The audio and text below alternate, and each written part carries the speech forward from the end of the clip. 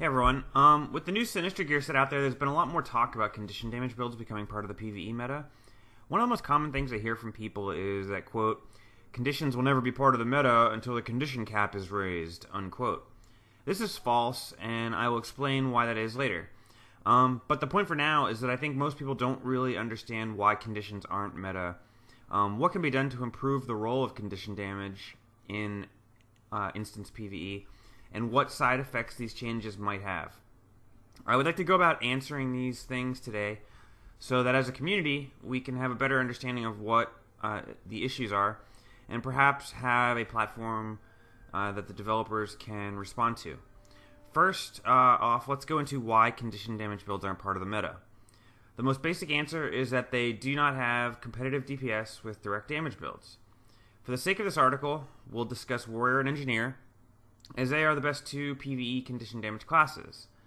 A meta direct damage warrior produces about 11 to 12k DPS in a meta speed clear group. A meta engineer will produce about 13 to 14k DPS in a meta speed clear group. These builds both benefit from might, fury, discipline banners, yada yada yada, but the most important thing they benefit from is the ability to maintain 25 vulnerability stacks for most of the fighting. The best warrior and engineer builds with the same party buffs will produce about 8 to 9k DPS once they've reached their maximum condition damage output. Simply put, they don't compare favorably in terms of DPS. A second problem is what I call ramp up time. A direct damage build will produce its best DPS right at the start of the fight when all of its cooldowns are available, and the direct damage build can use the very most damaging attacks immediately. The damage will then come down a bit and settle into a repeating oscillation of ups and downs as the cooldowns become available. That's the sort of ebb and flow for any DPS rotation. In the end, it all averages out to a particular number, but it's important to remember that the damage is mostly front-loaded. Condition builds are the exact opposite. It takes them time to ramp up to their maximum DPS. Generally speaking, a good condition damage build will not hit its peak DPS until about 15 seconds into the fight. This is a major problem for PvE dungeons. In most of the named dungeons, bosses tend to die very quickly, most in under 20 seconds. Additionally, many of these bosses who take longer to kill have condition cleanse capabilities. In many cases, the condition build is just reaching its actual DPS potential when the boss is dying. Or the boss cleanses its conditions and you're back to your DPS floor again. For a boss that dies quickly or a boss who cleanses, a direct damage build will do more DPS than the condition damage build than what their quote-unquote averages are on paper. If a boss dies in 10 seconds, thanks to front-loaded damage, a direct damage build will likely output something like 20 to 25k DPS before the boss dies. Whereas a condition damage build will only have done about 5 to 6k DPS since it was still ramping up. I consider ramp-up time to be the single most significant barrier to condition damage builds becoming meta-viable in PvE. In summary, the obstacles to a condition damage build is ramp-up time for condition damage builds versus the front-loaded DPS potential of direct damage builds, and the fact that condition damage builds have a lower peak DPS than direct damage builds, mostly thanks to the difference in how vulnerability works. So thus, even when a condition damage build manages to ramp up to its maximum potential and maintain it for a long time, its average output is still much lower. So with these two problems in mind, what can be done to fix this issue? The first problem of maximum DPS potential, I think there's multiple solutions that I see as practical. The first is traits that boost direct damage by a fixed percentage. Such as Attack of Opportunity for Warrior that does 10% DPS boost versus bleeding foes. Have that increase condition damage by the same percentage as well. So that Attack of Opportunity would not only increase direct damage by 10% versus bleeding foes, but would also increase condition damage against a bleeding foe by 10%. This would mean that the meta condition damage build for a warrior would get a 5% boost from dual wielding and a 10% boost from Attack of Opportunity on its condi damage, in addition to boosting the direct damage by the percentage that it already gets. Additionally, it would make stuff like slaying potions or slaying sigils meaningful in condition damage builds. Since it would grant increases that are quite beneficial, this would bring condition damage builds nearly into line with direct damage builds. I do not feel that this would cause problems in PvP, since most PvP builds tend not to use the DPS boosting traits for direct damage and would probably ignore them for condition damage as well. Another option would be to make vulnerability stacks increase the damage a mob takes from conditions. This would increase the DPS of condition damage builds to near equality with direct damage builds. And both of these ideas together would make condition damage builds, once they are ramped up, have superior DPS to direct damage builds, which would actually be pretty desirable. I don't see vulnerability increasing condition damage as causing any particular problems in PvP, since it's pretty rare outside of fighting a mesmer to get loads of vulnerability stacks. The next idea is to have priority for conditions of the party member with the highest condition damage. If I have 24 bleeds on a boss and I have 2,000 condition damage, and a warrior with 900 condition damage inflicts 5 bleeds, it should be prioritized so that my 24 stacks remain and only one of his are applied. Along the same vein, burning and poison damage should be determined by the highest condition damage of any party member who contributed to the current application of that condition. I recognize that these changes would have to be done at an engine level, and thus it's not the most reasonable solution, but I think it would go a long way in groups to not only avoiding the condition cap, but making it just so that the 1 or 2 bleeds that everyone else contributes don't screw up the condition damage guy. The last idea would be a straight buff to the coefficient of conditions and a buff to how their damage scales with an increase in condition damage.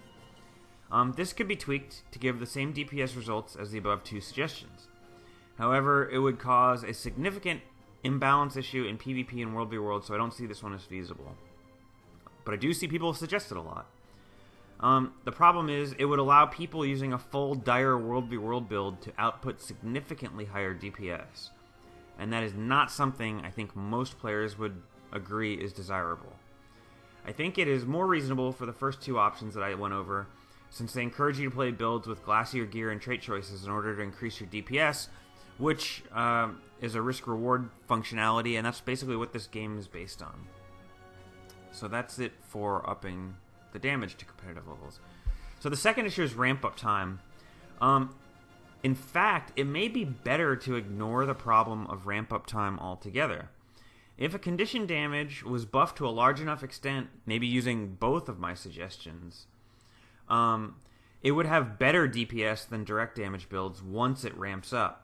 This could create a sort of give-and-take concept in team building, where you decide whether you would prefer the quick burst from front-loaded DPS or the direct damage long-term top DPS for Condi for your group's warrior, or engineer, or what have you. In most cases, it would come down to the particular encounter. In a dungeon where bosses die quickly, you'd probably prefer the direct damage build that has more burst but less top-end damage. Whereas if you're during Fractal 50, where boss fights tend to take minutes rather than seconds, the condition damage with its higher top end would be better. That might be a solution. But I don't think that ignoring ramp-up time and buffing Condi damage to the moon is the very best idea. So let's go over the solutions for ramp-ups. Like I said, the solution number 1 is ignore it. I just discussed that a generous buff to the DPS capabilities of condition damage builds may create instances where one condition class is optimal, even without tweaking ramp-up time. This would definitely be the easiest solution, but it may not be the best. It would create a specialization where groups say, looking for a Condi warrior, direct damage equals kick, or vice versa. This would probably segment the community and force people into defined roles, which ANET seems somewhat opposed to, and which I personally look at as undesirable. I view the buff damage significantly ignore ramp-up time solution as the easiest for ANET to make, but probably the least effective. The actual solution I have for ramp-up time is to reduce the duration of the stackable conditions, like bleeding and torment, that are inflicted by skills, but increase the amount of stacks each skill inflicts. Instead of having the sword auto attack for warrior inflict 1 stack of bleed for 4 seconds base, as it is currently, have it so that the sword auto attack inflicts 4 stacks of bleed for 1 second each. The duration would be 4 times less in this example. This would keep the same maximum condition damage output, but allow you to ramp up 4 times faster. The downside to this might be PvP balance. It would allow condition damage builds to burst a little bit in PvP, but it would hurt condition damage sustained DPS, since most people in PvP aren't going to let you just sit there and hit them with your sword auto attack a whole bunch of times. Additionally, skills like Flurry for a warrior might have to be revamped, since 24 stacks of bleeds that last 1 second would have pretty weak PvE applications, and it might be a bit too strong of a burst in PvP. In all likelihood, the best solution is a mix between the two, where condition damage is buffed to a point where it's basically just slightly better than direct damage, but not hugely, and where the ramp-up time is diminished to the extent that it still exists, but it's closer to 5 to 10 seconds than the current 15 to 20 seconds. A solution of this nature would lead to condition damage for a sinister geared character, warrior or engineer most likely, becoming equally optimal in speedrun groups to direct damage counterpart of the same profession. In level 80 dungeons, the condition damage character might be slightly preferred. In lower level zones, the direct damage character might be slightly preferred. Once we strike the right balance that I suggest here, and condition damage characters are able to output similar DPS even in relatively short fights, we would then run into the issue of multiple condition damage players in pug groups and condition cap issues. The condition cap would indeed be a problem, but it's actually not a bigger problem than already exists now in pugs with 2 condition damage characters.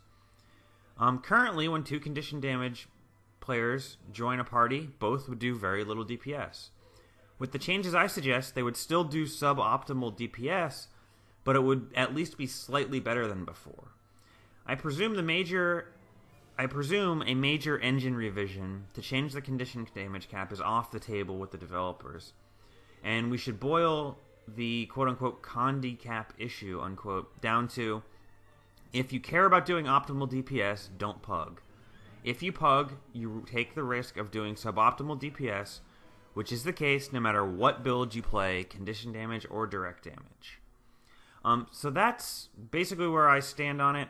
My general feeling is that we should buff condition damage slightly so that at the peak it's slightly ahead of direct damage, and we should cut the ramp-up time a little bit, not so that you instantly apply all your conditions, so there still should be a ramp-up time sort of to compensate for the fact that you're doing better DPS than direct damage builds. But meet somewhere in the middle where the ramp-up time is much less and where the damage is much higher than it is currently. That would strike a balance to where you'd be roughly in many settings equal to a direct damage warrior. So that's it, guys. I hope this helps clarify the actual issues facing condition damage builds in instance PvE, and also presents some realistic solutions that the developers can consider to make condition damage more viable in PvE. Thank you guys for watching very much, and please leave your comments in the comment section. I appreciate reading them.